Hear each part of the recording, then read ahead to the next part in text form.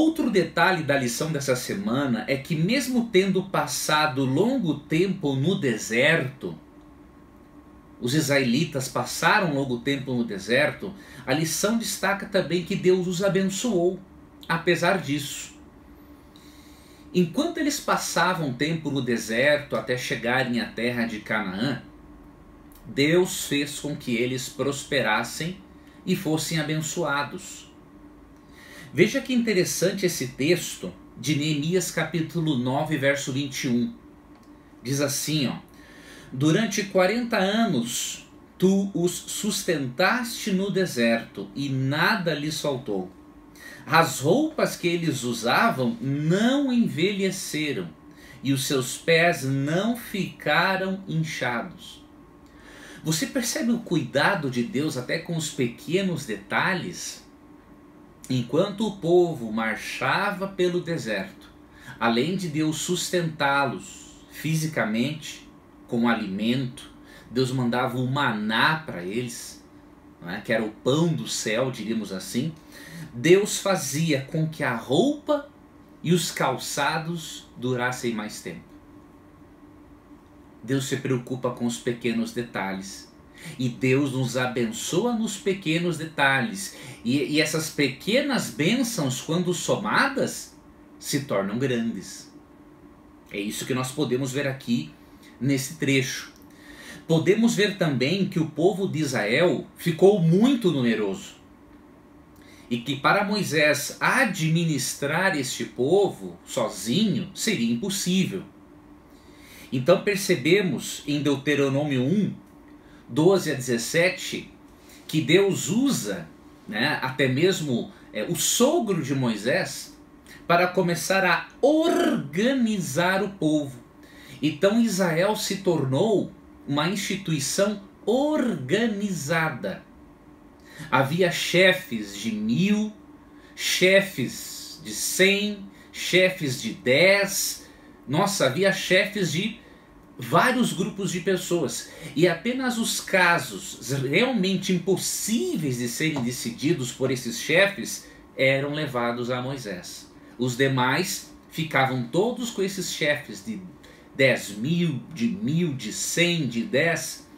E aí o povo de Israel se tornou um sistema, uma congregação organizada, como podemos ver em Deuteronômio 31:30. E isso aqui também serve como uma precursão, diríamos assim, da igreja organizada que teríamos no futuro. Muitos falam mal da igreja organizada, mas eu pergunto para você, você quer que a igreja seja desorganizada? Não tem lógica isso. Israel se tornou uma congregação organizada. E hoje a igreja, como continuidade de Israel, de acordo com Gálatas 6,16, deve ser também uma congregação organizada. E é por isso que em Hebreus 10:25, né, é dito que não devemos deixar de congregar como é costume de alguns. Tá? A igreja é o corpo espiritual de Cristo, de acordo com 1 Coríntios 12. E devemos funcionar como um corpo unificado para exercermos nossos dons espirituais, pregarmos o Evangelho e apressarmos a segunda vinda de Cristo, como diz 2 Pedro capítulo 3, versículo 12. Um outro detalhe da lição, que é até assombroso, é o fato de o povo de Israel se rebelar novamente contra Deus, pelo simples fato de Deus não os atender quando e da forma que eles gostariam. Em Números 14, nós podemos ver que eles estavam reclamando porque Deus não estava cuidando deles, dizendo inclusive que Deus os mataria de fome, a eles e a seus filhos naquele deserto, e que por isso seria melhor eles voltarem para o Egito. E como se não bastasse, ali em Números 14, verso 10, eles tentaram, os israelitas, eles quiseram matar a pedradas a Arão e Moisés, para você ter uma ideia. E depois de tudo isso, quando Deus deu um castigo dizendo que nenhum daquela geração entraria na terra prometida, eles foram presunçosos. Decidiram lutar contra as nações pagãs, contra as quais Deus disse: não lutem agora, porque eu não estou com vocês, vocês são presunçosos. Eles foram e obviamente foram derrotados com muita facilidade. Então nós vemos nesse episódio da região chamada Cades Barneia, rebeldia, tentativa de homicídio, porque queriam matar a pedradas a Abraão e Moisés, e presunção. Presunção. Não foi fácil a vida de Moisés, e não foi fácil também para Deus.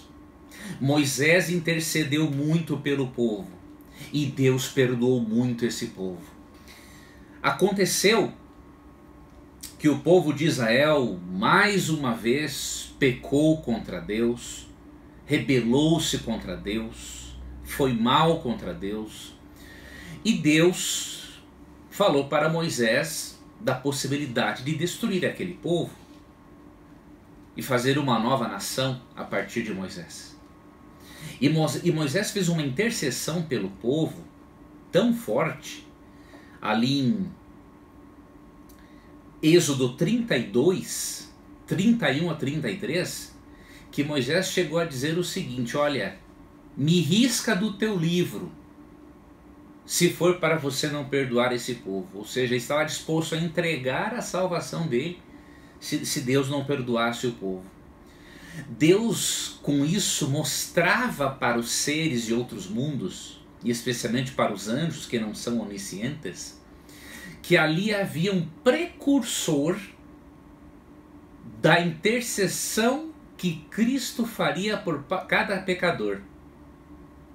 O que diz, por exemplo, Hebreus 7,25? Hebreus 7,25 só confirma que por essas características de Moisés, ele estava sendo um precursor do que seria Cristo no futuro, né? E Hebreus 7,25 diz assim: por isso também pode salvar totalmente os que por ele se chegam a Deus, vivendo sempre para interceder por eles. Então, quando Deus permite que Moisés seja um grande intercessor do povo, ele está mostrando para outros mundos também que Moisés era um precursor do grande e perfeito intercessor que seria Jesus Cristo, de acordo com 1 Timóteo capítulo 2, versículos 5 e 6.